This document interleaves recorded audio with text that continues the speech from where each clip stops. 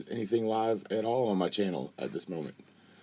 I'm trying to figure out. Live stream recording is not available. Okay, go back to my channel. Am I doing anything live? Oh my gosh, it says that I'm live. Am I live? I'm not.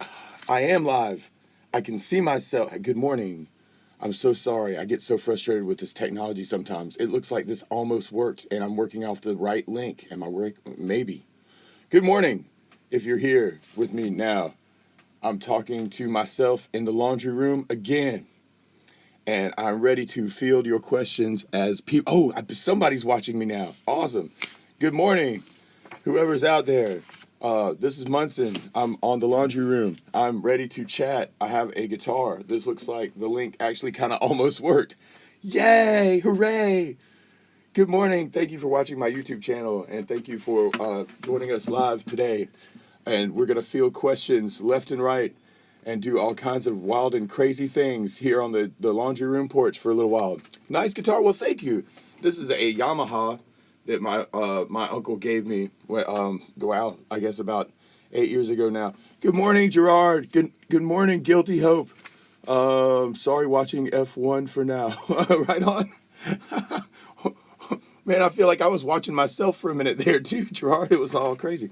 The Drummer Studio. Good morning, Drummer Studio. So, I have a guitar. I'm here to answer questions. If you have questions about YouTube videos or specific things, or just want to say hello, I'm all good about that. Good morning, Ian. How are you doing? We're here on the laundry room porch again. I know Renee had I don't know if Renee's here watching yet, as people are kind of like coming in. We just had a great jam the other day, though. I posted the open mic night also. We had some awesome, like, original stuff going on. So if you haven't seen that, there's a lot of young guys writing some really cool songs and playing them here in Newberry. So that was awesome. And we had an open jam on Friday. Yeah, oh wow, that was Friday. Man, this is a whirlwind weekend for me. Like, where we do open mic night, and then it's open jam, and then it's game night, and now it's this morning. It feels like a music convention once a month right now. So it's kind of cool. Good morning, Tammy. How you doing? So I know we had a lot of really good questions before. Renee had asked a cool question in the meantime about strings, and I don't know if that's a good thread to just follow quickly. Oh gosh, there's more people. Good morning, good morning, good morning, and good morning. It's weird. Like I have two screens with comments going back and forth. This strange technology. But strings in general, I think, is kind of an interesting topic because she was asking, I think, more specifically about strings on like steel strings for steel string guitars and nylon strings for nylon string guitars, right? Classical guitars. And I think what's interesting is you can put nylon strings on a steel string guitar, but it's not really braced for it, so it doesn't normally sound as good. And you can take steel strings and stick them on a classical guitar, but a classical guitar doesn't have a truss rod, so you can mess up the neck that way. So so you'd want to avoid that. I really like lighter strings randomly. I play on custom light elixirs normally, like for my steel string, and I like these, I think, are Labella randomly classical strings, but classical strings will stretch out more. But good morning, Joseph. How are you doing? Anybody have any crazy questions for me this morning as we're hanging out live and I drink water? It's good. I do have a theory. If you don't feel good, whatever it is, you should drink more water, which is always good. But the string thing, I think that is kind of an interesting. That was a good question Renee was asking. Kind of like the lighter strings, I think, especially when you're first starting out, can make a really big difference. I probably mentioned silken steels when we were doing like one of the Q&As before. That can be a really good way to put lighter strings on your guitar anyway, and you end up with like less pressure that you have to press down to do bar chords. Because I feel like that's always like an intermediate thing. And I think I sent some links out in the last Q&A too about just left-hand tips in general. So I think that can be kind of cool, like just to kind of follow that. So I guess we're waiting for other people to jump in and stuff. I was thinking it might be kind of cool to we could kind of hang out and maybe I could play a song while we're waiting for people to think of questions. Blackbird singing in the dead of the night. Take these broken wings and learn to fly. All your life you were only waiting for this moment to arise. Let's see what my voice is doing this morning. but singing in the dead of night. Take these sunken eyes and learn to see. Oh, good morning, Al. How's it going? Like you were only waiting for this moment to arrive. Blackbird fly. Hi from Indonesia. That's awesome. Into the light of the cold all night.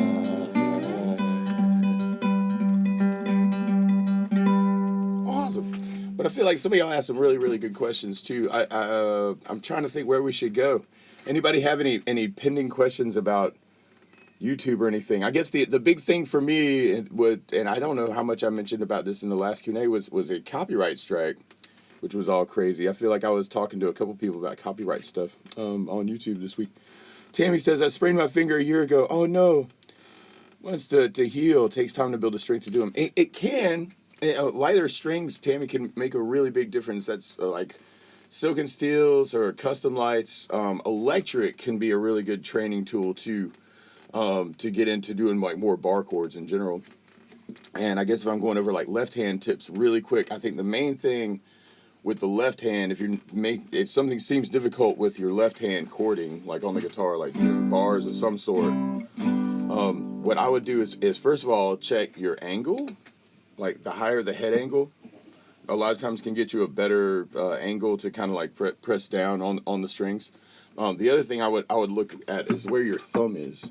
Randomly, anything that's difficult with the left hand, I would raise the head up and I would look at where your thumb is. A lot of times, if you bring your thumb closer to your, now this is weird, but we can all try this together. All right, and I'm trying to keep up with whatever other questions going on. Oh, Rory jumped in and said, hey brother, just want to finish up 14 hours. Oh man, right on. Oh my gosh, Australia, man. Hey, take care, man. Take my guitar with everywhere. Always follow along your videos on my breaks. Yeah, cool. So we're talking left hand tips, sort of, for bar chords. Tammy said that she sprained her hand doing bar chords. You can also come up with other exercises and stuff, but as a left-hand rule, higher the head angle, a lot of times will get you in a better position for a better sound, even like without bar chords necessarily. I feel like that's just a general tip randomly. The other thing you could kind of look at is like where your thumb is randomly. Like if you took your hand for just a minute, for instance, and just kind of like put it up in the air and, kind of moved the third finger and the fourth finger, right, towards the palm of your hand, just to kind of feel like what that feels like. All right, and then if you put your thumb, for instance, in the middle of your palm, right, you'll notice that you've got more movement. Like for me, like I have to go back the other way and go, oh, that feels strained somehow. Like it has to do with like how the tendons in your hand are made. So the closer your thumb is to that third finger, fourth finger, it gives them more mobility. Just as a general rule, that's just a cool thing, just like, have in your head. Okay, so if I'm doing bar chords, if I've got this guy closer to these guys, I can move these guys easier. So that's one thing. So I would think if you were trying to do a bar and you had your thumb in some weird position, it would be easier to sprain your hand. I don't know if that applies to what you're talking about, Tammy. But if what I would do in a bar scenario is I would try and kind of get the thumb, off to the side. A lot of people think you've got to go like right over the top of the index finger since you're trying to keep this, straight right into the fret. If you offset it slightly, this is something that I remember going over and working on my degree in classical. It's like you can kind of hinge, you can kind of twist the wrist, for instance, to get the pressure of the bar on your fret instead of like thinking I got to try really hard and just press down really hard for your bar. Like if you go offset, you can kind of twist the wrist randomly. It seems really sneaky, but that can be a cool way to do the bar. You're kind of twisting it. Another thing that can be cool too is like rather than worrying about putting the rest of the shape down, you could try just the bar. Like all the open strings is actually a cool chord. It's like a E minor 11 randomly. There's an E and a A and a D and a G and a B and a E like on the guitar. This applies to any instrument though. Like I do bar chords a lot on other instruments too. So whatever instrument you're on, you might want to try just playing around with just the bar and see what that feels like too. Lighter strings though can definitely make it, a lot easier like all the way around. Got other questions jumping in. Roy, still hoping. Oh man, I want to do Man on the Moon. I feel like every time I turn around, I've got like a whole bunch of songs that I want to do, like Edmund Fitzgerald, and like there's some other songs like on my radar right this second, and it's there on the list, and I love that song, man. So we're gonna get there. But so anyway, you may want to try moving just the bar around just to kind of see what that feels like. Tammy says, weirdly, I sparked the barring finger, but these are excellent tips. Oh, good. Okay, cool. I was also thinking like from the position, Tammy, like, and this is really applying to anybody who's, I always think bar chords are kind of like an open thing. Hey, how's it going? Let's just say hello. Oh, hey, it's my wife. Oh, it's the beautiful creature that lives in my house. So, but another tip you could take is you could like think of like finger exercises you can do anywhere.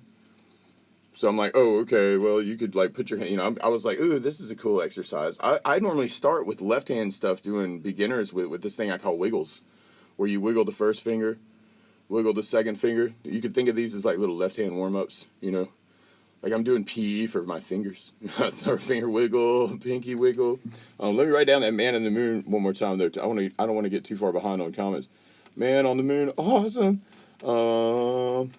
It's so live, cool. Every day I follow you with my video. That's awesome. I'm just glad that the technology seemed to almost work off the link that I made, which is great. So, Shelly, I feel like, yay, this is awesome. So, can you do Darlin' Johnny Reed? All right, let me write that on the list too. There's a lot on the list. I also forgot to bring the list to show you guys what's on the list, but that's cool. Oh, sprained. Oh, see the sprained fingers. I've never sprained my finger doing stuff. I know something else I used to do too, and I've got some students who'll do this with left hand, is if you wear a watch, you can take it off. Stretch out that helps. Another hand tip in general is like if you wash your hands in warm water before you start playing, like it can warm up your tendons and make it a lot easier too, like just to kind of move around, and like it also gets the dirt off of your fingertips so you can feel what you're doing better on the string. I feel like that's kind of a cool thing. I used to do that religiously, warm water, got to do my thing, Creek Walker says, oh, thanks for Turn the Page is a great one, man. I want to get up some more Bob Seger too. Like there's so much stuff I want to do and so little time, unfortunately. But other things with the left hand. So we can all do our left hand P with the first finger and the second finger and the third finger and then the fourth finger. And then I like to do combinations. You could do like 1 and 2. The cool thing is you can do this in the air anywhere, right? And you can do it on the driving wheels. You're driving somewhere and you'd be like 1, 2, 1, 2, 1, 2. I feel like I do that a lot. You do 1 and 3. Some of these will feel weird. You do like first finger, fourth finger. Woo! Oh no, Shelly's got carpal tunnel. All right, so I ought to cover something that the main thing with all of this stuff, and I'm not sure how this applies if you actually have carpal. But the main thing is to try and see how little you have to try to do any of this stuff. I feel like that's how you would avoid an issue like carpal, I think. Main thing is to try as little as possible, like light strings. And Shelly, maybe you could give people some feedback, because there may be some other people who are like, I've got this issue with my hand. I've got a couple students who have, like pain in my hand. I've got one student in general, he was a jackhammer operator for years on a construction site, and now he plays guitar, and his hand will literally just go numb from the vibrations, and we'll be in the middle of playing, and he's like, I just got to shake it off, It's like, it's like a Taylor Swift thing, but it's very painful for him, he can't play. But I feel like doing these kind of things, like even away from the guitar, may be useful just to see how you can relax your hand, when you're in your movements, Oh, cool, right on. Because if I hit something and you're like, wait, hold on, I have this thing, and I know what that feels like, let me know.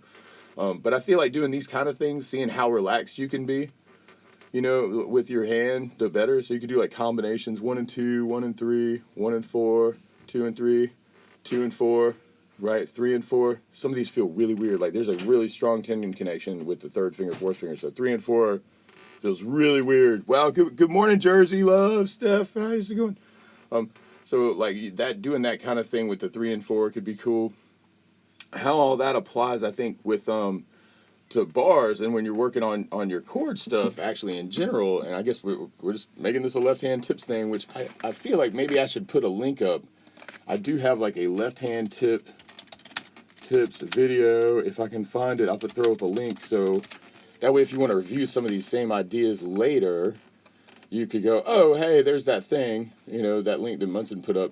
Let me see if I can find it really quick. Left hand tips. Oh gosh, what my technology? Don't you hate it when the link like it's hijacked somehow. It's like I'm typing, but I'm not. My computer decided that the window I'm supposed to be typing in isn't there anymore. Hand tips. No, I wanted left hand tips. Munson music. I think it's on guitar songs. I think. Oh, there it is. Yeah. And I redid this video so you could kind of get some close-ups on some of the videos. I'm gonna throw this in the thread if you're interested in the left hand tips. And this has like more close-ups and probably it looks more professional. I don't know if it is, but there's the link if you're interested in doing just left-hand stuff. The other thing I think is getting right behind the frets, whatever you're doing, and sometimes doing some melody exercises. I know normally I jump into chords like, hey, here's a G chord, here's a D chord, here's a C chord. But if you can take a little bit of time sometime to do like those things we were just doing in the air, like 1 and 2, for instance, you could take it as kind of like a walk. Like doing one on each string. Randomly, I call this climbing. I used to do these a lot, actually. Like, it's like a warm-up thing. It doesn't require a lot of mental effort, you know? So it's like you're isolating, like, I'm just going to work on the physical skill of moving my fingers on the string. And it gives you an opportunity to kind of like try and be really relaxed and see how little pressure you actually have to put down to get a good sound on your instrument, which can be kind of cool. Like you could start with like a muted quality, for instance. I don't know if I can zoom in, like, so it's like, hey, I'm just trying to mute this out, and then, all right, oh, that's the minimum pressure I need. You know what I mean? Like doing that kind of thing can be really cool, and you could invent cool, weird, strange exercises to do. I'm sure people are doing this on TikTok all the time. They're like, you got to do the snake, or like, you know, the crazy zigzag zoo and lander weird, strange guitar exercise. You know, like I'll go 1, 2, 3, 4 is a zigzag thing. And then when I get to the end, I'll turn it around the other way. You know, there's got to be a million of things like that. But I feel like just taking like minimum thing. Like 1, 2. If you do it on each string, randomly, I call it climbing. Because it's like climbing a tree. Like first branch, second branch, third branch. I don't know. I used to climb trees when I was a kid. I never fell out of them. That's tricky. Let's see. Introduction, go into live stream. Oh right, man. See, I don't know why I caught it today with the live stream. Jersey's like, yeah, and I'm like, I have no idea how this works. Oh my gosh, Renee's here. Hey, Renee. So how do you mix leads in with chords? That's a really good question there, Kevin. I have a video for you, and I'll come back to that. Lead with rhythm. Jimi Hendrix is the master, so go listen to a lot of Jimi Hendrix would be the first step. And then let's see. Oh, so I went from knowing song over 50 because, oh man, thanks, man. There's a million songs out there, but I'm so glad that y'all are just jamming along. Really, Shelly, like I really appreciate the love all you guys give me. Learning scales is important. I think so. Yeah, learning scales is important. Playing music and having fun is more important. But scales are important because like if you know the notes, you can apply the chord shapes, and then you can play all the chords in the whole universe. And definitely like if you're more into lead stuff and picking out stuff, like I feel like you can find your voice more with scales. I mean, we'll get to that with the scale chord thing for sure. That's a really good comment too, Creek Walker. And then Steve I held a chord so long he needed surgery. Oh man, that's awful. That's awful. Steve I should know better. He's an amazing guitar player, man. He's the man. Oh my gosh, you know. And his Joe Satriani was his teacher, and Joe's the man. But let's see, learned from so many songs and videos. Do you ever collaborate with other artists on here? That's a good question. I do. I've got a couple students like I would consider like sometimes like we do collaboration kind of stuff. But I feel like I'm really lucky just to be able to do the live feed, really. But I do like the left hand exercises thing. So just to kind of finish that thread up, like you've got this climbing thing, like with 1 and 2, because Kevin just asked a really good question about like mixing the chords with the lead, and we do have to talk about scales to do that because lead is scales. So, but I like this climbing thing. Another thing that I will do with these exercises is I'll go up the string. I call this going up the string. Some people might call it going down the string, but you know, you can do like 1 and 2 from first fret, second fret, third fret, and this whole time you can experiment like how little do I have to, you know, to try, but also the other thing is like how close can I get to right behind the fret, you know, as you're moving up. So these can be kind of cool. You can invent a million of these yourself also. Like anything you can think of can be good. They can be cool with what's some of the other ones I used to do all the time. I used to do this thing called zigzags, where I would do like first fret, first string, second fret, second string, third fret, third string. You know, so you end up like going like crazy cool, like moving diagonal shifts. I used to call this diagonal shifts, sorry. That kind of thing. 4 on the 4, 5 on the 5, 6 on the 6, and then you could kind of bring it back the other way. So you just get used to moving around all over the neck, and you're not really scared to like go above the 5th fret or anything weird like that. And then another one that I used to like is doing zigzags. I did this thing called zigzags, where you do like 1st fret on the 1st string, 2nd fret on the 2nd string, and then you can shift that diagonal. So you end up with some like really cool tritone things with this particular one. But you can also do like different combinations. So you could do 1 and 2 that way. You could do 1 and 3 with all these same movements. 1 and 4. Main thing is like just to invent something, try and be as relaxed as possible, move around in weird places you've never been before. And you may end up, like, speaking of the collaboration thing, you may end up inventing some cool licks. And then next thing you know, you've written a song because I was doing this 1, 2, 3 thing, you know, on 2 strings or whatever, you know. And I ended up with this cool lead lick thing. I need a bass behind it or something, you know.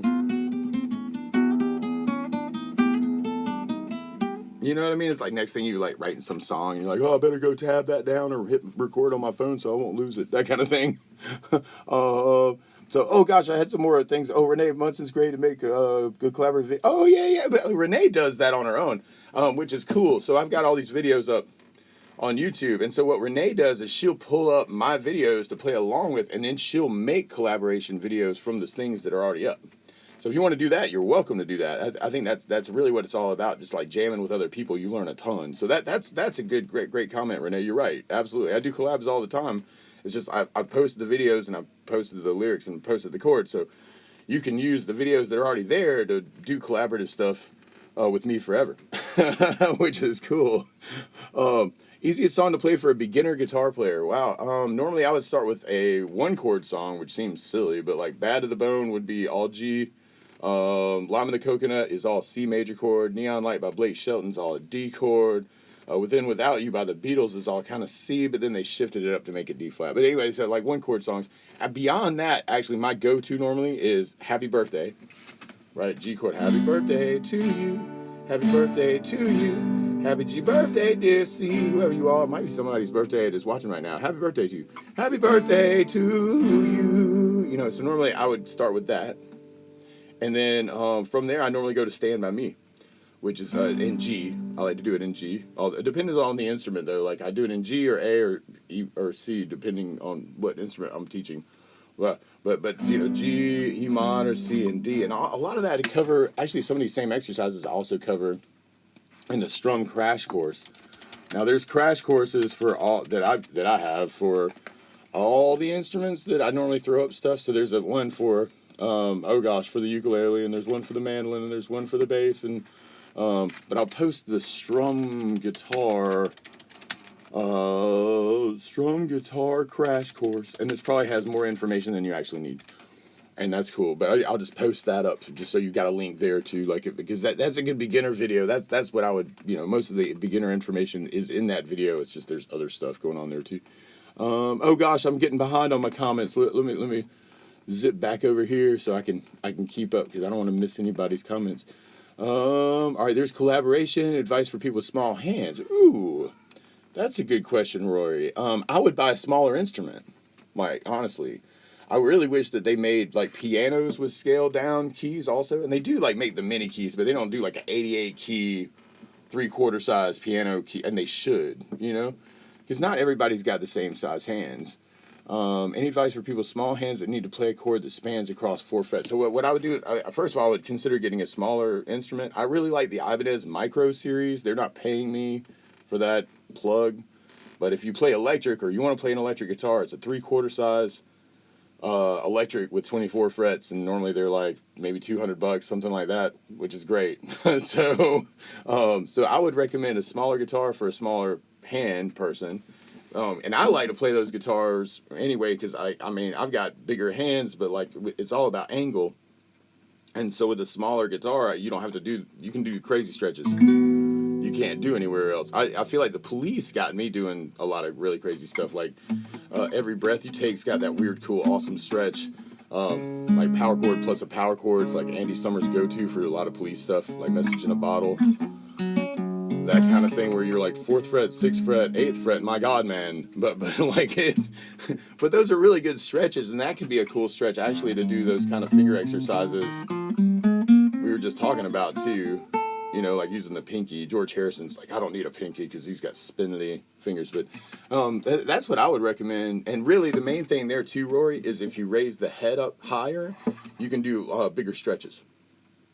So if you're trying to play like James Hetfield way down this way, there's only so far you can kind of stretch your hand over because it's going to feel strained, right? And we were just talking a lot about like, don't strain your hand because you could end up with carpal. Right, you want to figure out what's the easiest way for me to, you know, do whatever it is to, you know, get a good sound. That's all you need, really. So if you raise the head up, this is a little bit more like Steve Vai position. It's almost cello position. I've seen people do that too, but you can do like crazy dumb stretches. Like now, where was I down here? I was like 5th fret. I was feeling kind of strained. I could kind of make 9th fret, 5 to 9.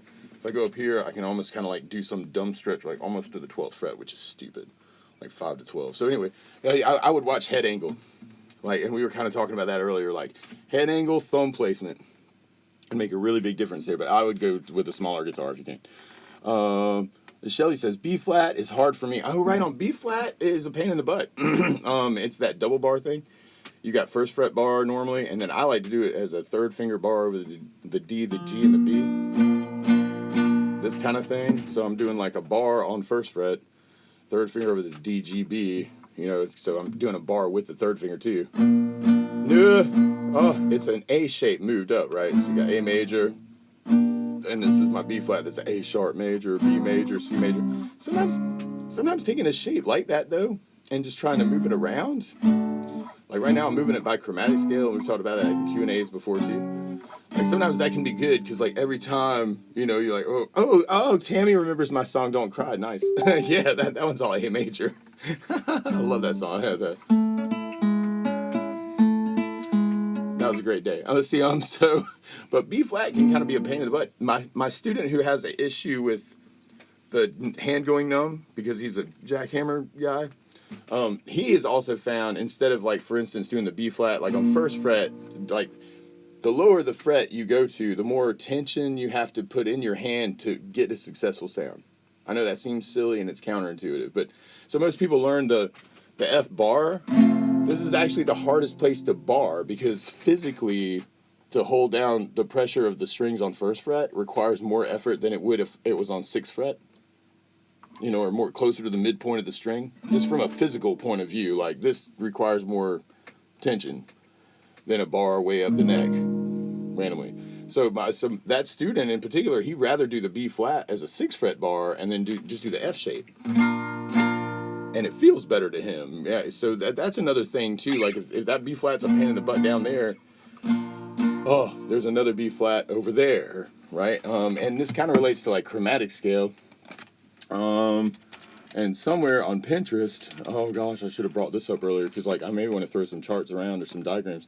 I know I've got like a bar chord sheet, or at least I should have a bar chord sheet. I give it away to my students all the time. I have a ton of stuff that's free on Pinterest. This is the page I'm thinking about right here. BAMS. All right, cool. I'll send you a link. You go this way. BAMS. All right, cool. This is bar chord shapes like F major, B flat major, minor major shape. So if you're interested in looking at that page, that's a good page. So you could go find a B flat down here on 1st fret with a double bar. You could go, I'll just play it up on 6th fret. Oh, that feels so much better. Like, so you could, the more you know about where chords are, sometimes you can make things easier, but it's still a pain in the butt. But, anyway, see what else we got. I'm way behind on questions, but I'm keeping up better because I can look over here and, you know, it's awesome having this set up right now. Let's see. Joseph says, I have a pain when I play too long and my wrist, it hurts thumb and wrist. But randomly, like, I would think that kind of pain, watch out for this, and I haven't mentioned this in a lot of stuff, but the most relaxed wrist position would be almost like you're pulling a bow on, or notching an arrow.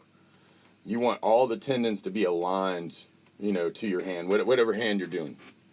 So you don't want to go to an angle because this would strain the tendons. Like one way or the other way, it doesn't matter. The main thing is to try and keep this. So when I'm doing a bar, for instance, and this is really hard to see, but I'm trying to keep that wrist aligned And in order to do that for some shapes that you'd be doing, you could raise the head up. This is another like raise the head thing, because then you can keep your wrist, you know, a little bit more like aligned. You just don't want it to feel tense.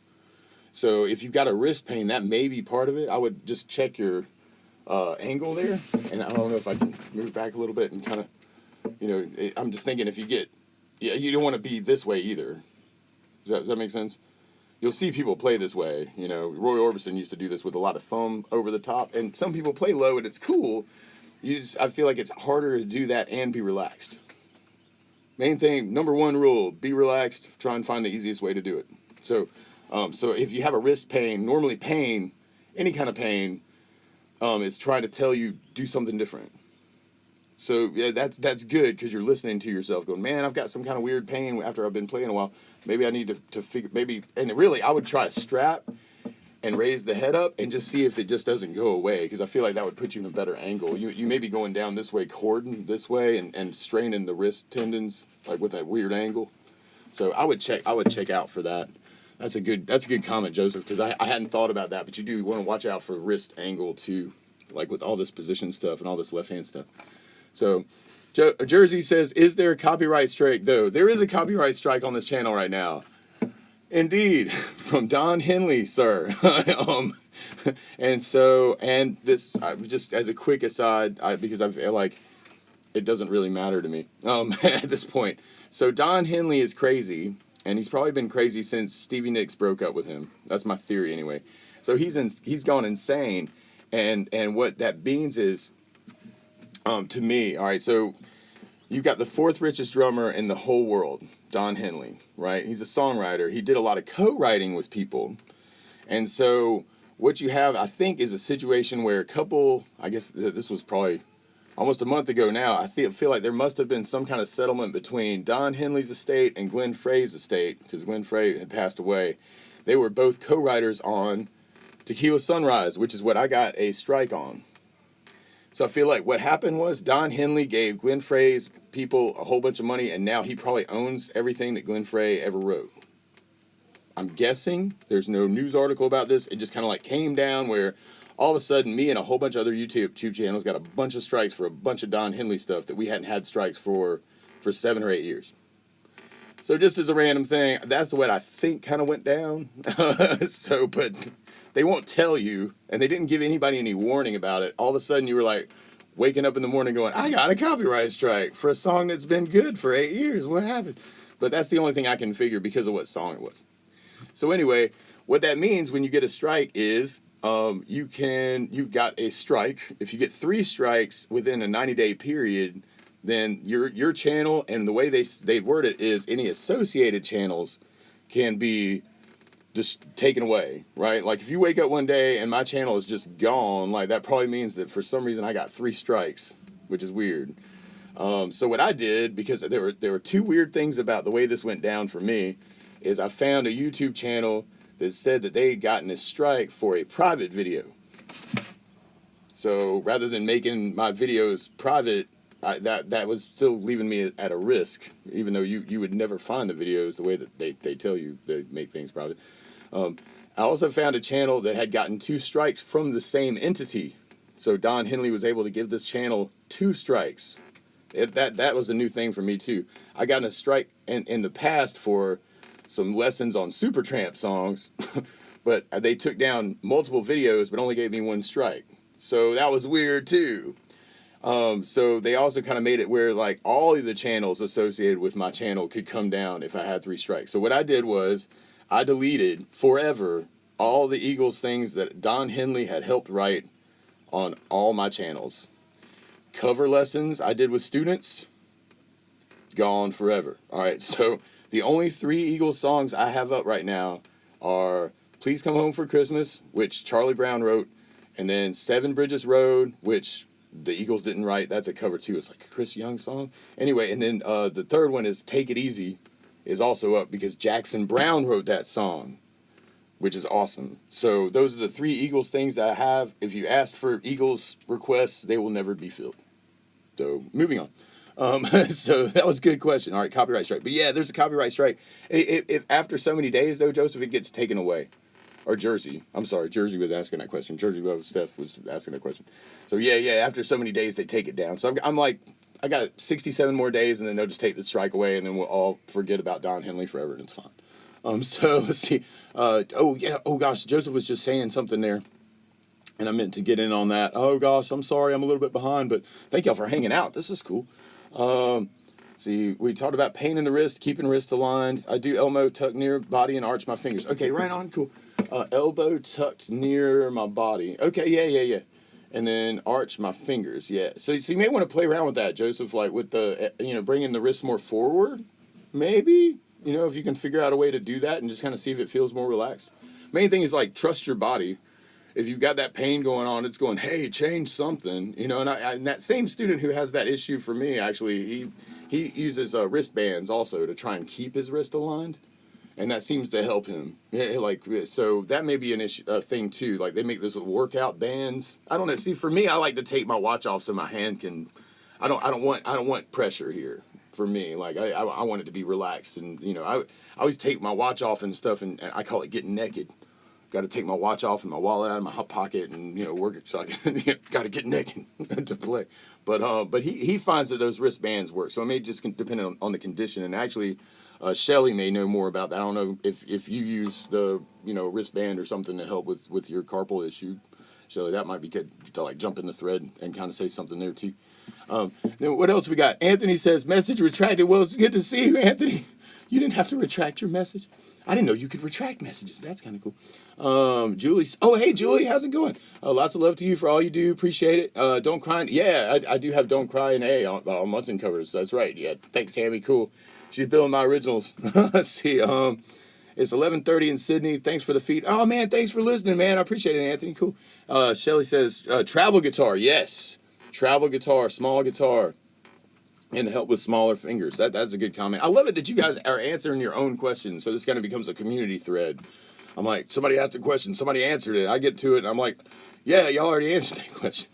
So then, Joseph, a good 2-chord song is Achy Breaky Heart. Yeah, right on. Can be played either in G and D, A or E, or C and G. I may even have I feel like I have how to play on Achy Breaky Heart.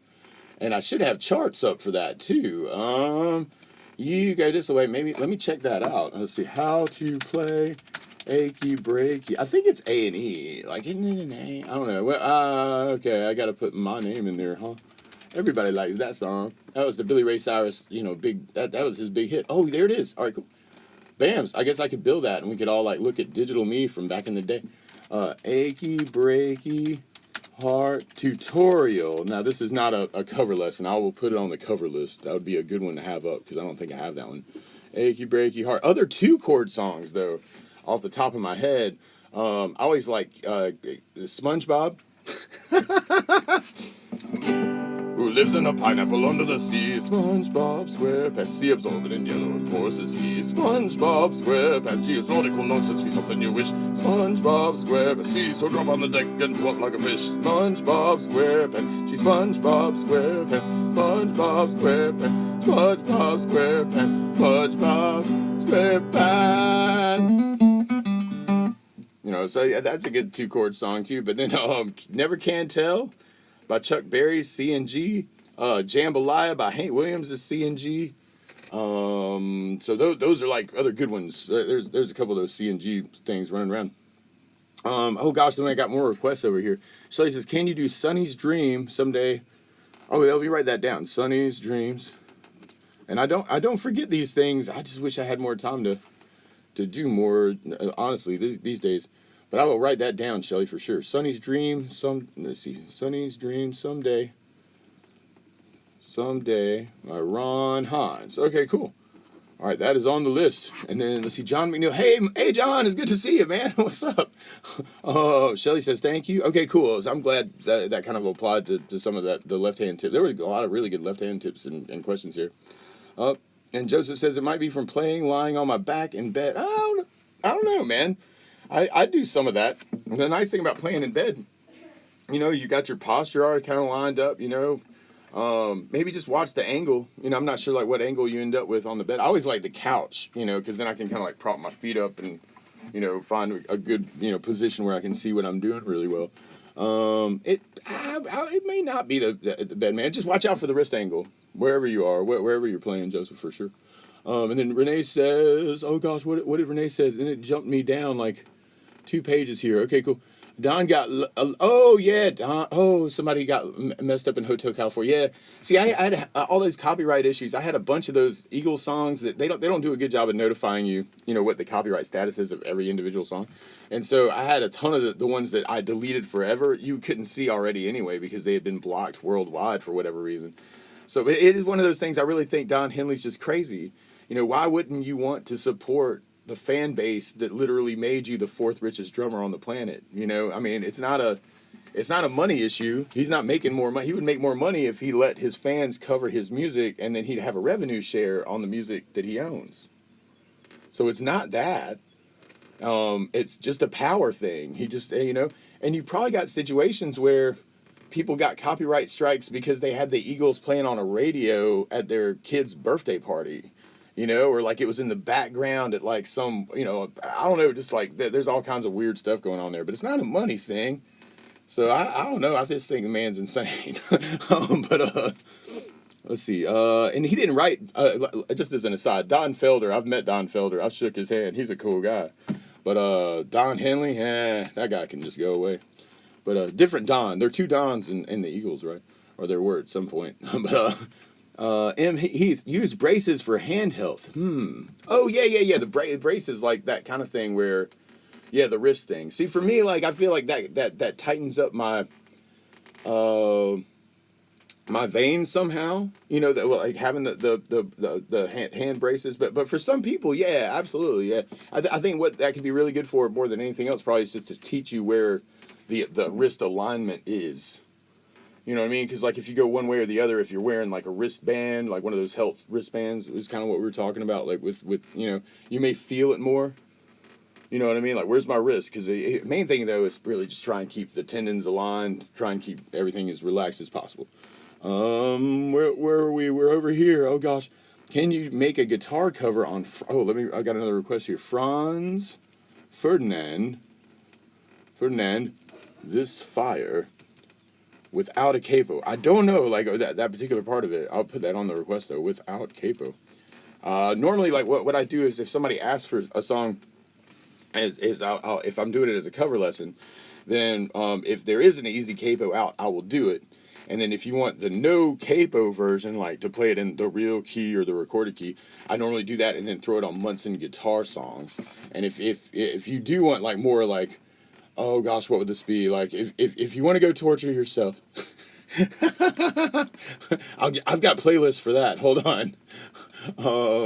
So you go this way, you go this way, you go this way. Live over here. All right, playlists over here. I'll give you a link for the playlist though. Like, so I have this playlist that's intermediate guitar lesson. This playlist right here, which has got a whole bunch of stuff with a whole bunch of bars on it. So I'm gonna throw this over here, and I'll go intermediate guitar lesson playlist, right? Which is like cover lessons that use a lot of bars. Like if you want practice doing bar chords, since we talked about that too. But I'll definitely write that on the list. Thanks for watching, Bruno. Very cool. And then Renee, I found that what helps playing the cleanest chords is to press like heck on the back of the neck with my palm. So well that could work, Renee. And everybody's got a different thing. Sometimes like a guitar with a thicker neck too. Sometimes that can feel really good to go that way. I actually prefer normally going more out front myself. So instead of like being palmed up or like pressing really hard this way, I'll normally go up in the air, try and keep this aligned. I'll do that thing I was talking about earlier with bar chords where I'll do the hinge bar thing instead of pressing really hard here or putting your palm up this way. I'll normally go bar there, thumb to the right of that, and then I'll try and twist the wrist to put the pressure on. So, and I will say this though too, especially if you're doing prolonged bar chords, like I'm going to play a 5-minute song and they're all going to be bar chords, like, which I do that in that hard playlist I just gave you a list for. What's up with that? So that's a pain in the butt, right? And sometimes for prolonged barring, really what you're looking for is some type of muscle relief. You know what I mean? Like I'll be doing bar here, and I'll be like, no, I'm gonna move my thumb somewhere. No, I'm gonna find something. Oh gosh, there's an opportunity for an open chord. Thank God. You know, it's like you're just looking for something to. I noticed that too. I used to play keyboard in a rock band too, and like when you get to like hour 2 or hour 3, you're just looking for some new way to do it. Like it's not proper piano position anymore. You just want to do anything to change up your position because your muscles are tired, like of doing it the regular way. So you're looking for like just a new way to do it. So that's a possibility too. So if it helps give you relief by doing it that way too, I would do it, especially if you're doing a lot of bars. But I like to come more forward, like I said, and just kind of try and work it. And with the bar thing especially, I feel like just doing just the bar part of that before you do the curvy finger thing into the other shapes, that could help. You could also do that with the other fingers if you just want to feel like what it feels like, a 2nd fret bar, or 2nd finger bar, 3rd finger bar. You know, and so now I'm like throwing the thumb off because I'm like, that's weird. I gotta like hold the guitar and put more pressure on it this way. That just feels weird. But pinky bar? Huh. Yeah, I mean, you could experiment and just kind of see like what things feel like, you know, because I mean, it's all about finding a new way to do it. So then Bruno, Fire from Franz Ferdinand. Oh, right on. Play this fire. Right. I wrote that down. Okay, cool. And then, oh my gosh, Jersey Love Steph. That's a shame that you had them take them down. Yeah, it is, but I mean, people are crazy. He owns that, you know, I think he paid Glenn Frey's estate to own all that music and go insane. So it's cool. Don Healy's crazy. You'd think he'd just support his fan base more, but I'm sure there's you can go find a million videos if you just want to like listen to other people's, you know, I feel like my story's pretty mild. There are other people that are like really dependent on their YouTube income and don't have another way to support themselves, and now they're looking at 2 copyright strikes for, you know, some Eagles covers, and they're you know, deathly afraid that their source of income is going to disappear because Don Henley's crazy. Like, I got a day job too, so I'm okay. I think. I mean, I don't have a lot of money either, but still. What else we got here though? Let's see. Oh yeah, it is a shame though. You know, you'd think he'd love his fans more, but he doesn't. Let's see. I play piano. Same issue. Feel stretch and knowing. Oh yeah. How long you can play? Yeah, absolutely. Yeah. So sometimes it's just muscle relief when you're playing a lot. I see some comments from Jersey about I got to just find another way to do it. Lime and the Coconut. See, yes, Renee. That's another good 1-chord song. Yep. Joseph, I've been icing my wrist in warm water. Both seems to help. Yeah. Normally, like for any kind of muscle injury, I always tell my wife this, and she's like, I don't want to put ice on it. But any kind of muscle injury, normally what you would do is ice it. Wait, no, you'd heat it up first. You heat it up first. Warm water. That loosens up the tendons and let them get back to where they're supposed to be. Then you ice it. Right? So then what the ice does is it brings all the stuff in closer together so it can heal faster. Right? But if it's like something that's misplaced, you'd want to put heat on it first. All right? And if there's an EMT out there who's like, no, that's not what you do, like, let me know. That's cool. My personal trainer was like, yeah, okay, heat and then ice, right? So, and that makes sense to me, like from like a physical point of view. Like, I want to get the stuff back where it's supposed to be and then let it compact itself so it can heal itself faster. Yamaha APX2 is a small, fun guitar. Oh, good. Yeah, Tammy's got a recommendation of a good small guitar there, too. I've seen some Baby Taylors that were really nice, too. And it might just depend on, like, how much money you got. You know, you could take your friend, go to the music store, kind of cruise through, find out, like, what looks good. You know, I love small guitars myself. Like, I mean, anything just to make it easier. It feels more like a toy. I love it. See, so, Bruno, please play Fire. Oh yeah, man, I wrote it down, man. It's cool. I wrote it down. And then Arco Zorik, dear Munson, thank you very much for all your time you invested. You helped me play. Let's see. Oh yeah, Austria. Oh my gosh, we got Austria, we got Indonesia, we got Australia. I feel like I think we have all the continents here. Antarctica? Anybody in Antarctica? Maybe not. Okay. But let's see. Let's see. Bruno patient. Oh yeah, man. Absolutely, man. This whole musical journey really is all about, you know, being patient with yourself. Also, I feel like there's a lot to be learned just being patient with yourself. So he'll be waiting. Okay, right on. Thanks, Bruce or Bruno. That's cool, man. I definitely wrote it down. I really do have a lot of stuff on the like written down, but I'm not going to forget it. It's on the list. But Joe Walsh was an Eagle, and he's still cool. Oh, man, I hope so. Yeah, no, it was one of those weird things with the copyright thing. you get it sometimes and you don't know who gave it to you. So this was like a new thing for me because I've had issues with Eagle stuff before. I actually had an issue with Boys of Summer, a Don Henley song, in the past. And then, like with the cover that me and some friends did, and it was like, whoa, you can't watch that anymore. What happened? That was weird.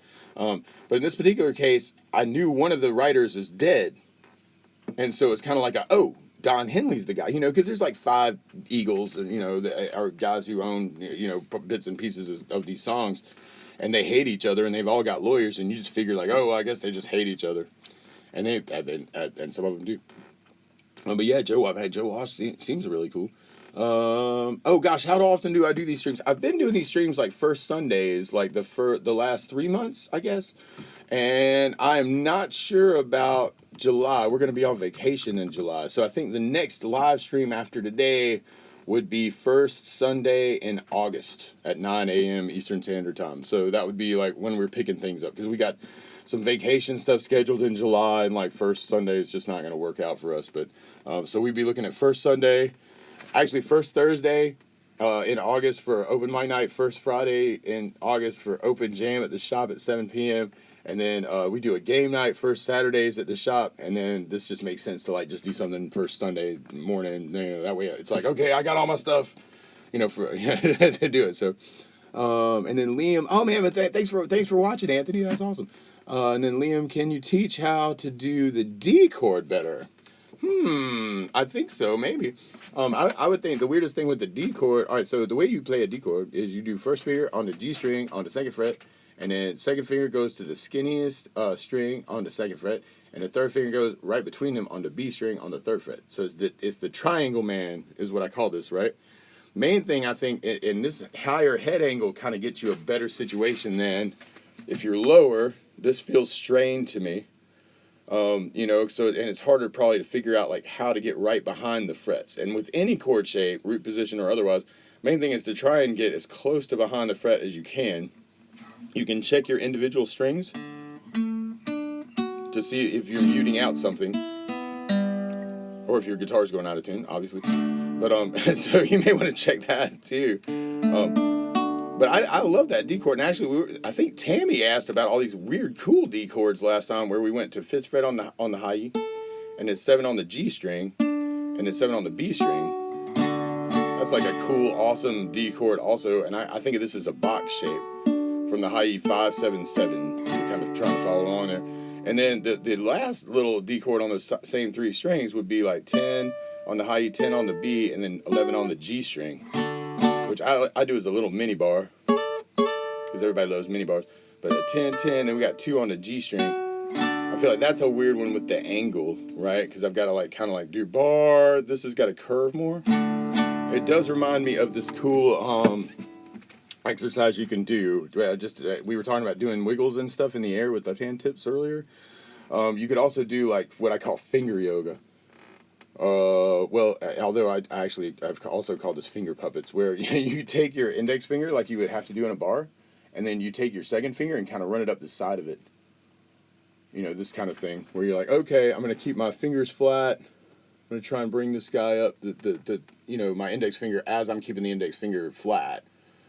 It's just one of those things that you can do in the air. And this feels a little strained to me, right? And so like and this is what you have to do if you're doing shapes in the bar. Right? I've called this finger puppets mainly because like, it's like that little dog thing, that you do like on the wall, a shadow puppet thing. It's like, oh, woof, woof, woof, this kind of thing. So trying to like do this kind of thing like over the top. And you could actually do it like for the other fingers too.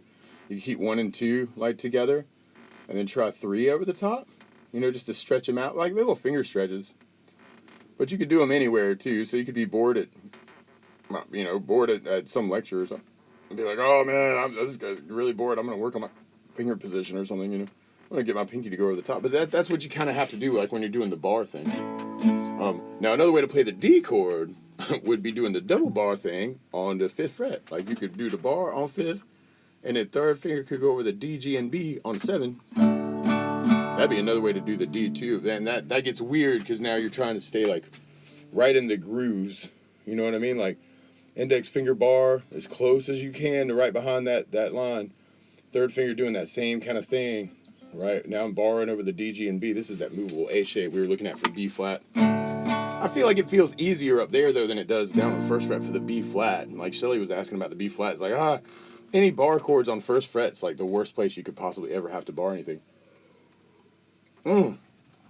Man, water. It's like the undiscovered drug, y'all. It's awesome. So let's see what we got other stuff going on here. Let's see where we got. Yoga for hands and body, absolutely, yeah. The finger yoga, absolutely, yeah. And you can invent other things. Main thing is just to try and be as relaxed as possible. Like, there's also 3-finger combinations. We did 1 and 2, and 1 and 3, and 1 and 4, 2 and 3, 2 and 4, 3 and 4. You could also think of things with 1, 2, and 3 as a 3-finger combination. These can be fun, like with that climbing thing too. I used to love these. A little chromatic something, you know. And then you could even weave up the neck this way. You know, I go 3rd fret on the high E, and I'll climb down, and then I'll go over another. You know, just anything you can think of just to move around to. And the main thing there is like, can I get right behind the fret? How little pressure do I have to try to get a good sound?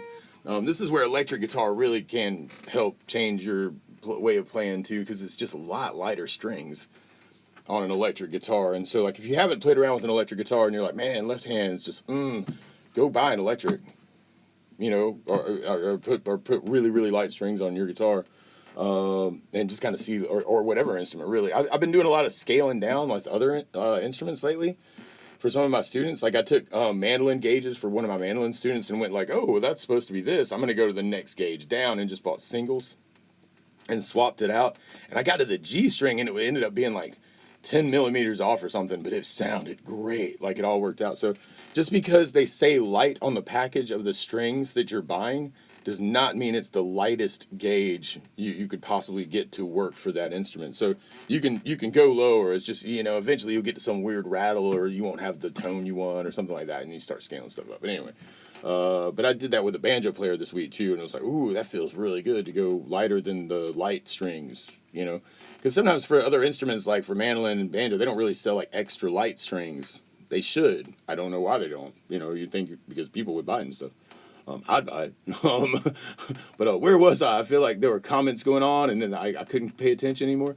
Yeah, Joe Walsh is cool. Oh yeah. Oh right. Oh, Bruno is your neighbor, Renee. Oh my gosh.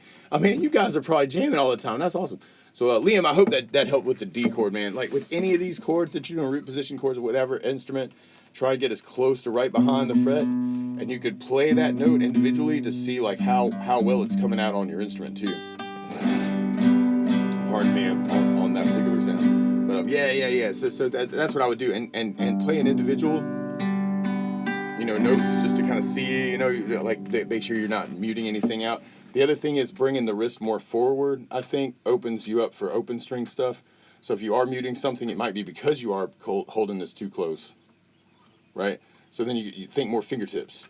Yeah, you have more nerves in the tip of your finger than anywhere else on your finger, and you can feel the string better with the tip. So if you can get the tip to be your guide with root position chords, like if you're playing a root position chord and it's like, that doesn't sound quite right, you know, try bringing the wrist even a little bit more forward. And I know I was like, don't strain your wrist, right? Because you don't, you know.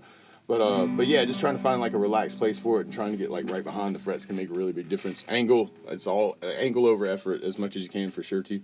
But that's awesome. Oh my gosh, Renee and Bruno. You know, thanks. Let's see. What else we got here? We got yoga for hands and body. I feel like we did a lot of finger yoga today. I do. I feel like we all did a bunch of finger yoga today. Joseph says, I have a 3/4 size guitar, Martin. Mini Ludum. Oh, okay, right on. Yeah, man, mini guitars, I love 3/4 sizes. I really do. Right on. I play on a Dreadnought all the time, but playing something smaller, I feel like it just makes it a lot easier.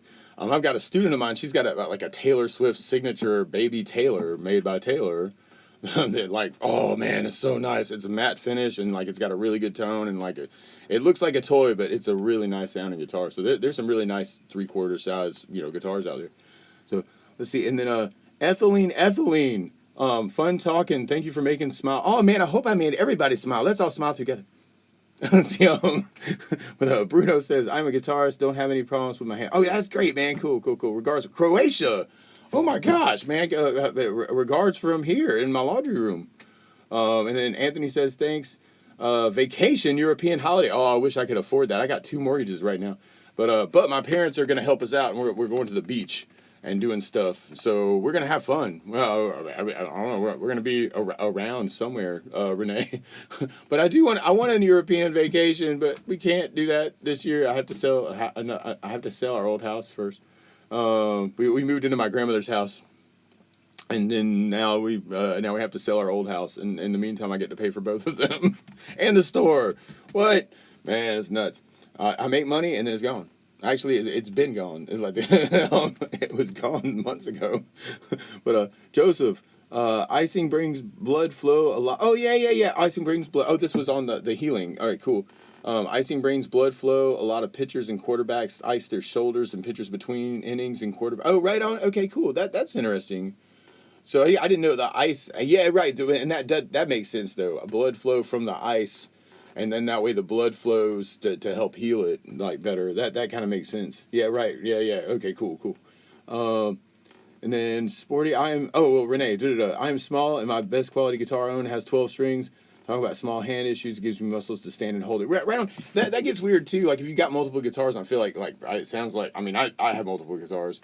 You know, like I got a really nice classical. I got a really nice steel string. I got my double neck, whatever crazy thing that I made, and then I've got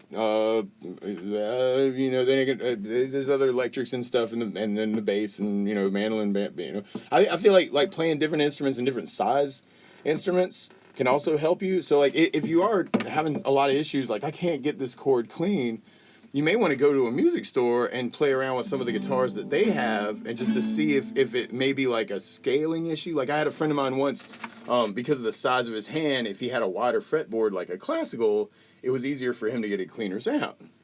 Now, I really think it's more about angle over effort, but what that can do is kind of like teach you what your finger placement can be like. Randomly, I feel like I learned a lot myself with how little I had to try. Now, I will show this instrument for a moment. So I have this double neck that I made. Woo! I call it Binu. It's a bass here, and then it's guitar strings here. I used to play a loop gig with this all the time. I mainly made this instrument because I was lazy and I didn't want to have to bring a bass and a guitar, so I put my first electric guitar, which was an Ibanez EX series, and I routed out for the bass neck and then stuck a bridge on it. But anyway, the cool thing here is I stole this neck for the guitar part off an old Charvel. Anybody remember Charvel? They were really big in the 80s. Anyway, but somebody, I think, homemade this neck into a Scout fretboard. You don't see these very often. That's why I was like, I should show y'all what this is. All right, so you will notice, I think you can kind of see this, like somebody almost took a router and just routed out between fret to fret. What? And so, like, the weird thing here is, like, if you press in too hard, you can actually bend the string by pressing in too hard. So you'll bend it out of tune if you try too hard. You'll bend it out of tune. So, like, it really taught me playing this instrument. Really taught me, like, that's all the pressure I have to do. Because you've got all this stuff behind it. So I don't know. This was a good training tool for me, but it's not something that you could easily find. But if you see a scallop fretboard in a guitar shop, maybe try it, because it's kind of a weird, cool deal to be able to work it out that way. But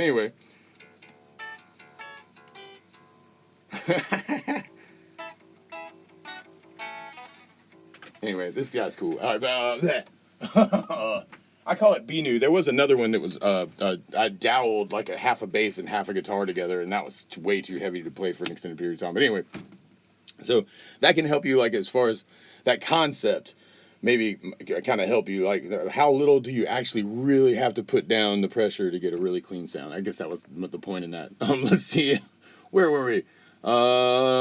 Spider walks. Yeah, Joseph says spider. Yeah, man, you can invent all kinds of crazy, awesome, like, left hand exercises. Give them names, do all kinds of stuff, move around on the neck. What else we got here? See, Tammy says, I was about to ask you to tell them what you told us last week about the miracle D moving up and down the neck. Oh, right, yeah, we kind of did that, yeah. So D chord, right? The 5-7-7 D, the 10-10-11 D, over the top of the 12th fret. Then you got 14-14-15 D. All those would be like awesome D chords to play around with. the minors, if we were reviewing, because Tammy kind of asked for a review, the D minor chord, like you got repositioned D minor. Oh, so sad. Beethoven says the saddest chord, and he was right. So, but then going up the neck, you'd have 5th fret, 6th fret, 7th fret, that little D minor, 5, 6, 7 from the high, and then you got 10, 10, 10. Would be like a little D minor, like up is a mini bar thing, and then you got 13, 15, 16 would be like your D minor shape come back, right? So you got D minor, 5, 6, 7 D minor, 10, 10, 10 D minor, and then 13, 14, 13, 15, 16. No, wait. 13, 15, 14. Ha! D minor. Yeah. So that's kind of cool. So you may want to play around with. Those are great shapes because if you got those 3 shapes, you've got all the majors and minor shapes that you need on the top 3 strings of the guitar. So I mean, it's kind of game over at that point. If you know chromatic scale, you can move them around and play any song ever. Awesome. So yeah, Tammy, that was good. Yeah, like reviewing that. Cool. And then Green County. Oh man, it's great to see you, Green Country. I'm sorry, man. I remember you from last time, man. Agroforestry. Good to hear you. Let's see. After practice, acoustic electric's like pushing the easy button. Oh yeah, man. Absolutely. It reminds me of this time I was with my friend Phil Watson. He was a member of the Drifters and was inducted into the Rock and Roll Hall of Fame with them. We were at a jam one night at this place called Jezebel's, which is an awesome coffee house here in Newberry. And it got to be midnight, and they were kicking us out, and we were all been sitting around playing acoustics. And Phil looked at me, and he was like, "Hey, man, you want to go to the store and play the real guitars?" Meaning the electrics, right? So I was like, "Yeah, let's go jam some more." So we were playing till like 3 or 4 in the morning. But anyway, absolutely, electric definitely can be a game changer for you, and like I said, lighter strings can kind of get that, and that's one of the reasons why electric's easier, right? So then Linda said, "Oh, hey Linda, how's it going? Can you show the action on your guitar? If not, mine's too high, close to the bottom." Now that's always a trade-off thing. Like I can show you the action on this guitar. I'm not saying this is like what you would want, but this is the action on this particular guitar. I'm just like using the guitar I keep around my house. So action, right, is how high the frets are above the fretboard. And then you can go and get your guitar what is, quote, normally called a setup. All right. Now, what a setup is kind of a personal opinion about how high these strings are off the fretboard, right? The things you have control over, normally, and to control said action, is you may have a truss rod. Like this one has a truss rod access right here. You can see a little plastic cover. I could take that off. It's probably an Allen key I put in there, and basically and this is not normal for a classical guitar to have a truss rod, but this one does. This is an awesome Yamaha that my uncle gave me. So with the anyway, so that's one thing that you can do. It basically you've got tension of the strings that pull the neck forward. This is a counterweight or a counter metal rod called the truss rod that's in the back here that you tighten up to counteract the tension of the strings pulling this way. So it's a balancing act. So as you pull the neck, and you can kind of normally tell the pressure tube that don't do this. This is a Billy Sheehan thing to do. If you don't, and he's the bass player for Steve Vai, if you don't know who that is. But if you hold the top on one side, and you hold the neck on the other side, and you press both of those back, you can normally kind of see a little bit of, like I'm watching the strings go closer to the fretboard to see like how much action or give in the neck I have. You know what I mean? So you can be like, oh, okay, well if I tighten the truss rod all the way up, I may be able to get it that low. With a really cheap guitar, that may still not give you much room to play with. If you're looking at strings and they're like half an inch off the fret, but like just go buy another guitar. Like, unless it's like something really personally you care about, you know, that you want to keep in the family or something. There's not a whole lot you can do if it's really warped, you know, really badly. But the other thing you can do to adjust the action is you can tighten the truss rod. You can put lighter strings on your guitar. Normally that would bring the action down because then it'd be less string pressure coming forward, and so it'd bring the action down. So silken steel strings, randomly if you put silken steels on a steel string guitar, normally that will bring the action down because it's just lighter strings.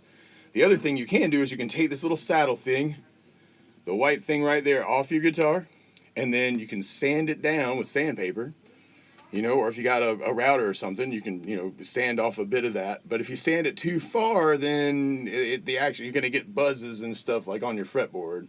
You can cut up credit cards or plastic filler and stick it back under if you go too far.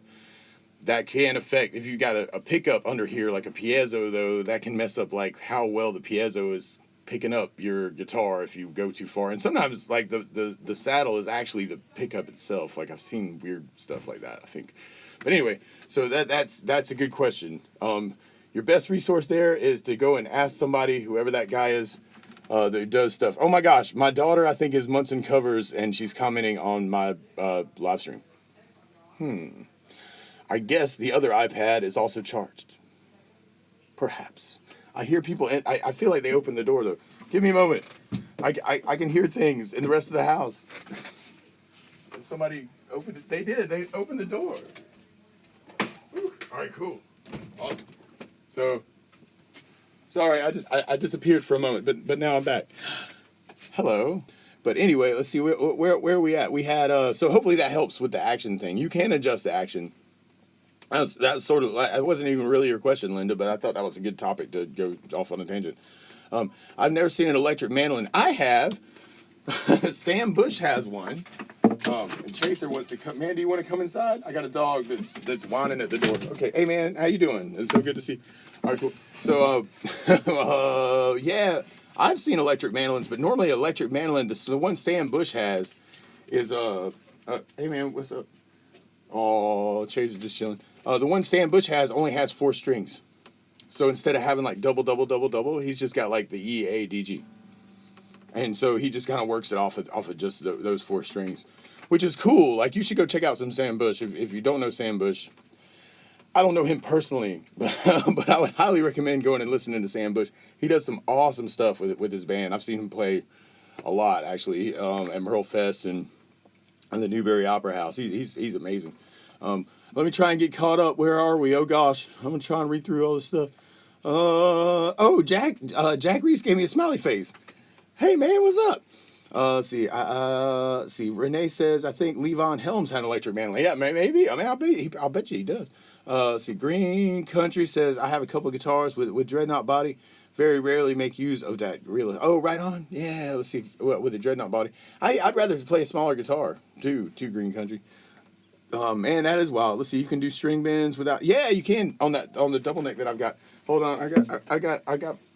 I have a beautiful little dog that wants to get in the house to play with other people. Hey man, did you want to go? Okay, here you go. I'll let you in. That's cool. Go on, buddy. Love you. Yep. He was tired of listening to me talk. That was Chaser. Sometimes I like to call him Chaucer. He has a Canterbury tale. Let's see. It's been a little funky too, man. Woo. Whew. I don't know what he got into outside, but it don't smell good. Oh, right on. Yeah. Just bigger guitars are harder to see. So like with the strap randomly, like if I've got something smaller, I can roll it back and kind of see what I'm doing. With younger guitar students, I do this a lot too, where we'll take the capo, for instance, and just capo up the neck to make their guitar smaller. So if you don't have a smaller guitar, but you want to kind of experience what that might feel like, you could just grab a capo, if you have a capo, and then capo on 4th. I like to capo on 4th because that puts your 7th fret dot as your new 3rd fret dot, randomly. And then the 5th fret, sorry, there was a dog smell in here. But let's see, we got 3rd fret, and then you got kind of the 9th fret can be like your new 5th fret.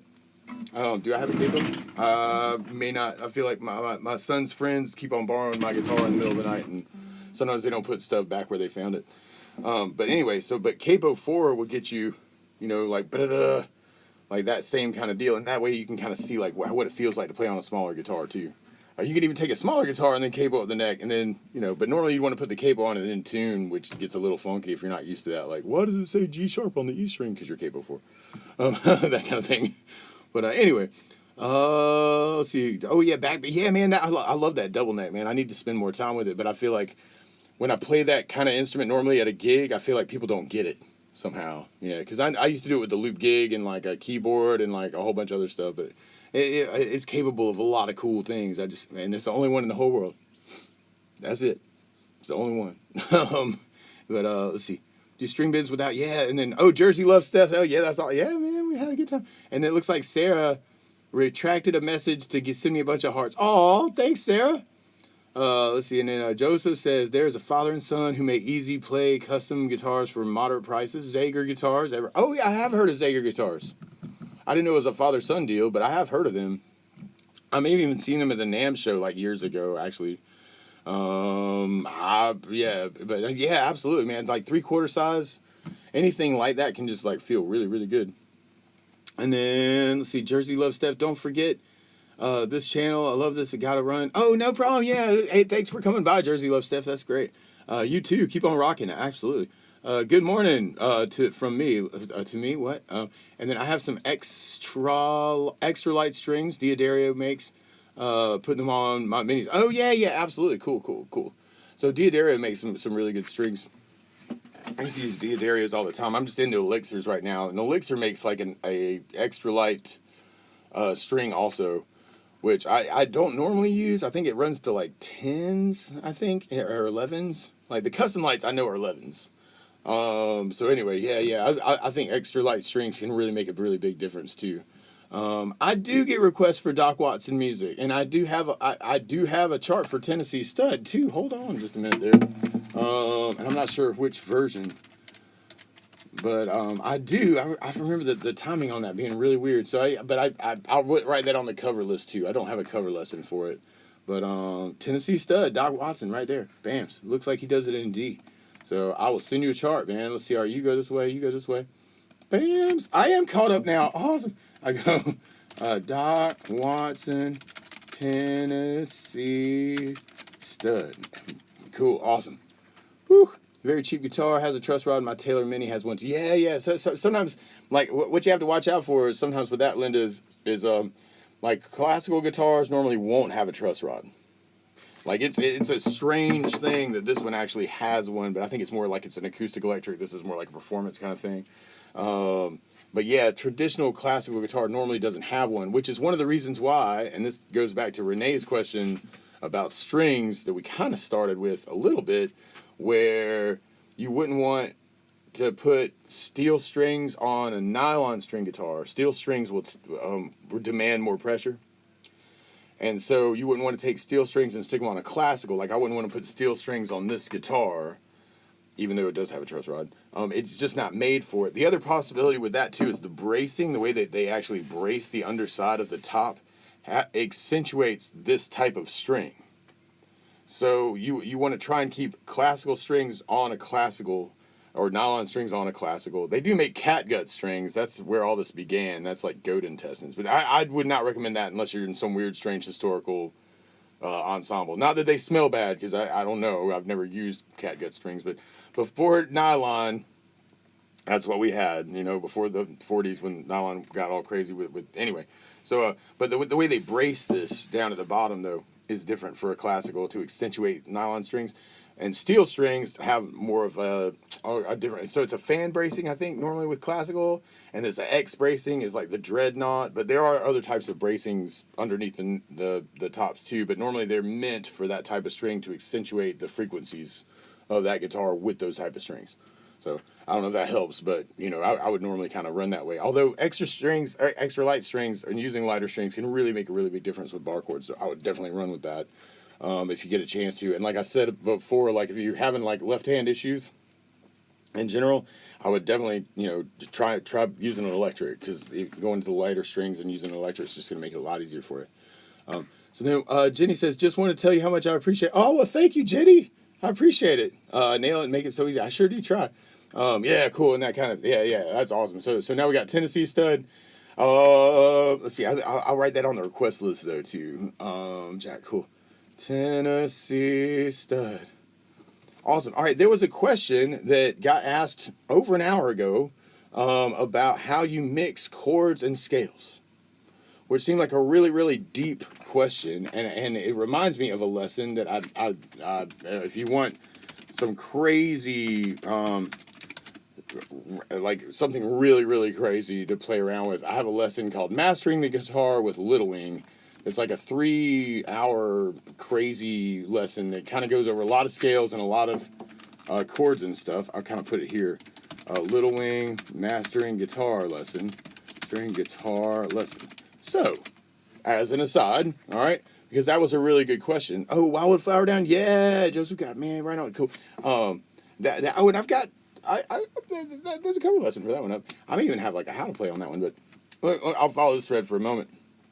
So, the main thing, if you're going to try and mix up rhythm things, right, like chord stuff, right, and scale stuff, right, where you might have like, I don't know, pentatonic scale, immediately comes to mind because I'm talking about Little Wing and that video in particular, although I feel like my approach on that video is really crazy.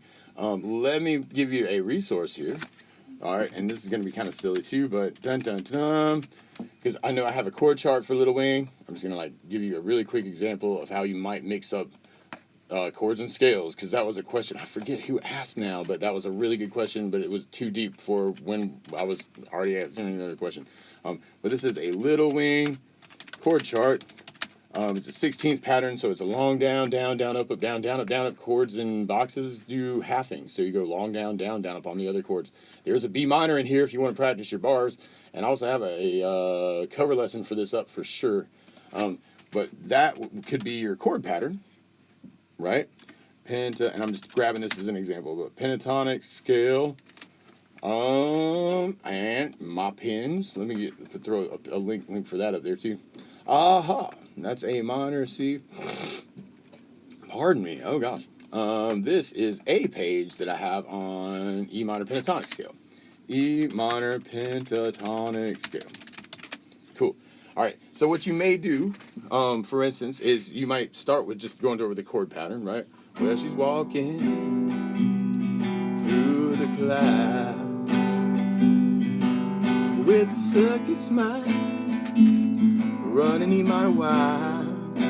The B minor, butterflies and zebras and moonbeams, A minor, fairy tale dream, and all she ever does is see, riding with D the wind. And this is a great spot, actually, since we were just talking about all these D chords earlier. When I'm sad, you can throw them in, right? Here comes GB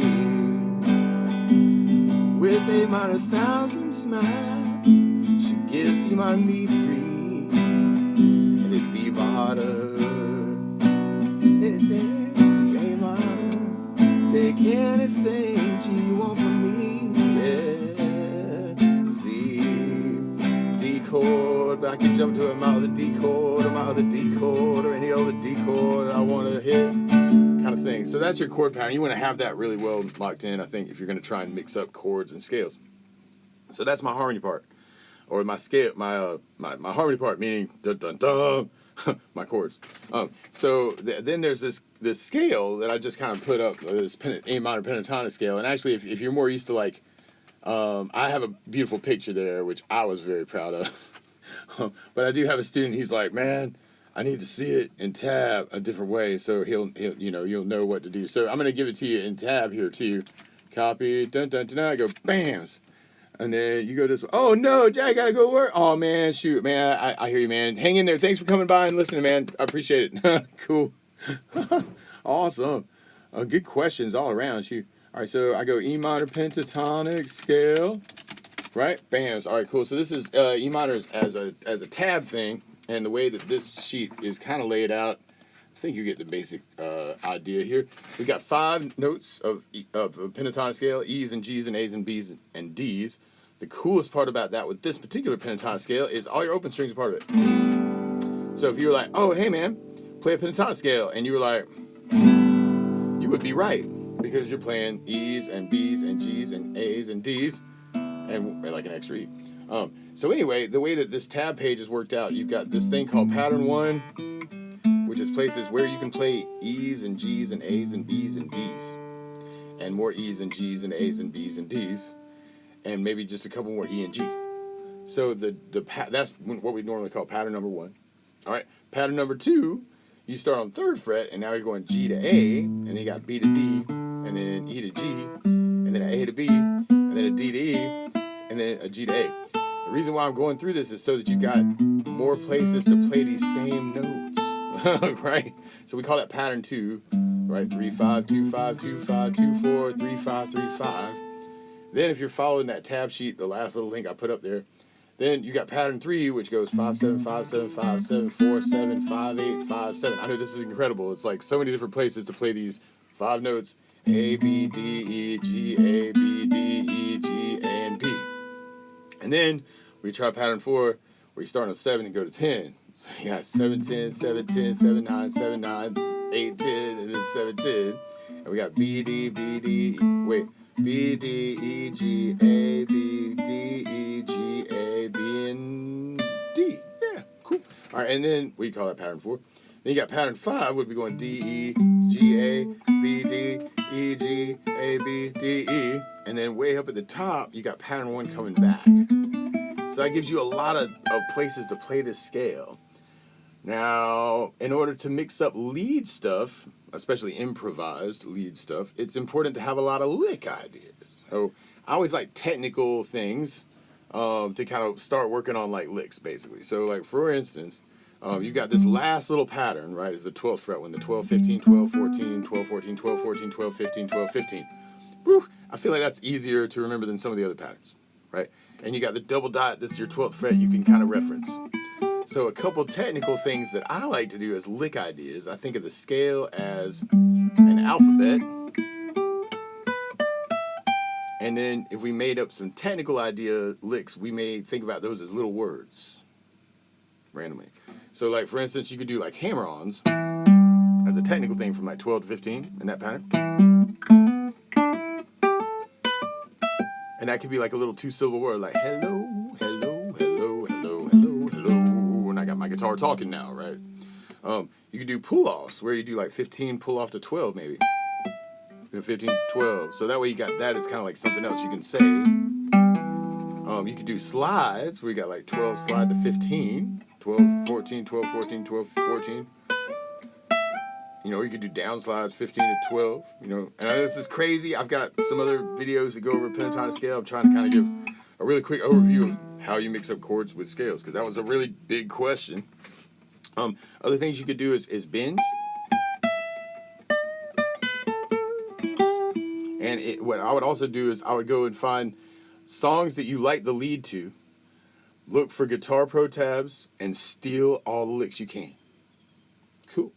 So then the idea is, like, if you've got those technical ideas and you know where those patterns are up and down the neck, that you might be able to jump out in the middle of doing a harmony thing and add a lick. You know, now the weird thing is, like, maybe you just start with one lick. I feel like that I said too much already. But so E minor is our first chord. I got down, down, down, up. Maybe it's the first half of the strum pattern. And now I'm going to go and find a lick that I like, right? And what was the one I just did? I did 2 to 4 as a hammer-on the G string. And then I went to the B string and went 3 4. Yeah, 3 4 3. All right, that was crazy. 2 4 3 5 3. Right. So now I can try that as just a thing. Maybe I'll repeat it. So that just becomes something I can throw in on the E minor anytime I've got an E minor chord with the 16th pattern. Right? Then maybe I could even do that same lick with all the chords that are like that.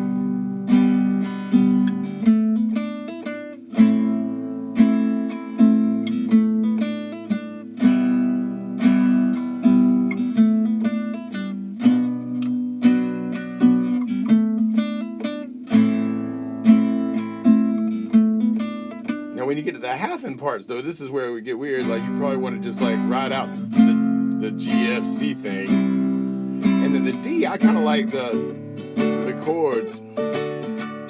Randomly, there is this lick in the song actually that does happen on the D chord where they take the 11 on the G string, which is not part of the pentatonic scale. It's an F sharp note. It's kind of like something from the tune, like a little melody that happens there, where you'd be doing 11 on the G as a hammer on to 12. And then 12 again, and then you're back to 11, and then you do the hammer-on thing for 11 12 again, and then you go back to 11 on the G, and then you do the 12 on the D. What? Something like that. So I got this little 11 12 12 11 11 12 11 12 kind of thing, which could be cool on a D chord.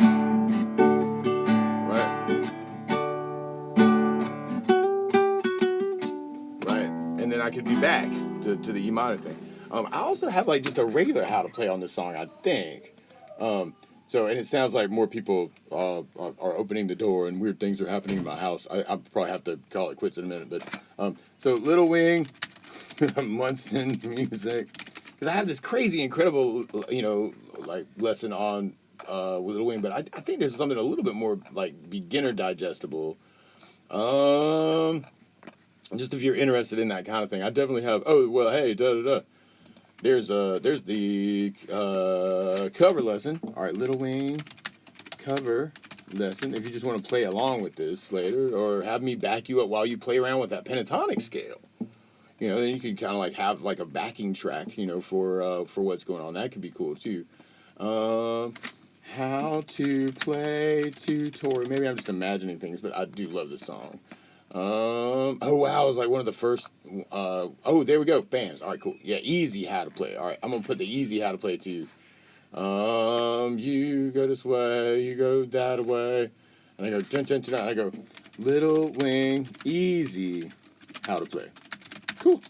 But I'm wondering if that's making any sense at all. Hey, it's it's home, right? Yeah. Oh man, this is home. Yeah, for sure. Yeah. Blessings to everyone out there. Time to get out. Oh man, right? Yeah. Whoo. So we got stuff. So maybe that would be kind of a cool thing to do. You could check out the easy one. Then there's this crazy, ridiculous 3-hour lesson on it too. But that's the kind of thing I would do. And I guess that might be kind of a cool thing. Oh wow, for me to end on maybe. Because it does sound like people are in the house and need help. Let's see, because I'm in the laundry room. And they're like, "Where's Daddy?" All right, you go this way. Bam. All right, cool. So I'll do Little Wing one more time. It's kind of a closer thing. Thank y'all all for coming. This has been a lot of fun doing the live feed again. And like I said, I'll probably skip July and probably set up something for August. And maybe And if you got questions, maybe we'll put them on the feed. If you leave a comment, I always read the comments. I can answer questions too that way too. So if you see something and you're like, oh man, shoot, I wish Munson was around to ask a question, just leave a comment on the video. And if you leave a new comment, it makes it easier, for me to find it. Because the notification thing, they did add in the thing I wanted them to add in the notifications. They will now show me the comments to the comments thing in the notifications, but I have to ask for it, and literally to bring that up right now is like a ton. Yeah. But yeah, if you just leave it on that for sure. Can I do the tapping part from Eruption? Oh gosh, how's that go? I got the wrong guitar for this, Lynn. Let's see. Oh wait, no, who was that? Juggernaut was asking that. Yeah, that's classic though, man. I was just going over that yesterday. Like I ended up on the tapping topic with a student yesterday actually, and we ended up like watching through Van Halen do it live. Then we watched some Stanley Jordan doing tapping stuff with 2 guitars, and then we watched. We brought up Reggie Wooten doing his crazy tapping stuff too. So you should check all that stuff out for sure. So yeah, I can do. I don't know if I have tab up for that there. That's a good question. Because I feel like that's the kind of thing that Eddie just like did like on the fly, right? It was like a warm up thing. So it became something. I feel like what. It's one of those things that like Van Halen's just cool like that. Like you can tell like what the concept is. Yeah, I don't have any tab up for it, but Guitar Pro does. And I hear people moving around again, so I'm gonna, yeah, okay, cool. So I'm gonna play Little Wing, but love all y'all. Thank y'all for coming by my live stream. PayPal for those. Oh yeah, right on. Yeah, I got the PayPal is munsonmusic@hotmail. That's my email address. If you want to give me tips and stuff too, you can join the brigade and all that stuff. But don't feel like you have to. Although I could use it with the house payments right now. But I'll try and play around with some of those pentatonic licks. I was just like kind of giving an overview on, but well, she's walking through the clouds with the circus mind running wild. Butterflies and seas, moonbeams, fairy tale dreams. All she ever does is the wind.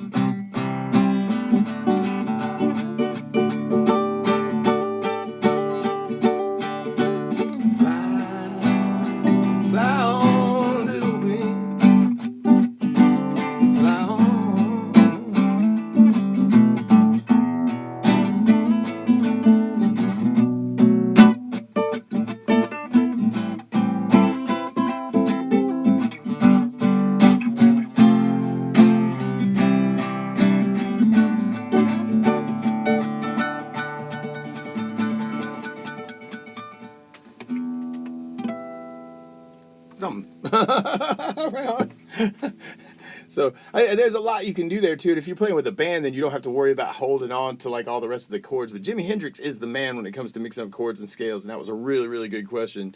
Yeah, oh my gosh. And I feel like as I was going through it, right, you want to just have as many different licks as you possibly can, right? So like on the G bars, for instance, I was doing a lot of that little hammer-on thing, right on the G string, like 4 to 5, you know, sequencing some of that stuff. Bar chords, if you know the bars, like, oh, it's a C, I can do the C here, I can do the C here, like doing that kind of thing. You want the more different chord options you have in your head, those become licks, just like that D chord thing that Tammy was asking about. That D major chord there, there, and there, and there, and there, right? And then I can throw in that kind of thing, you know, at the end. But anyway, whew. But man, I gotta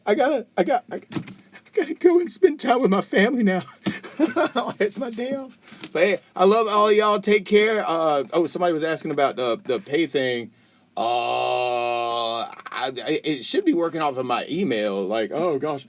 So munsonmusic@hotmail.com, and I'm pretty good about checking that too. So you could, you know, check that out too. If you got questions, you could shoot me a message that way also.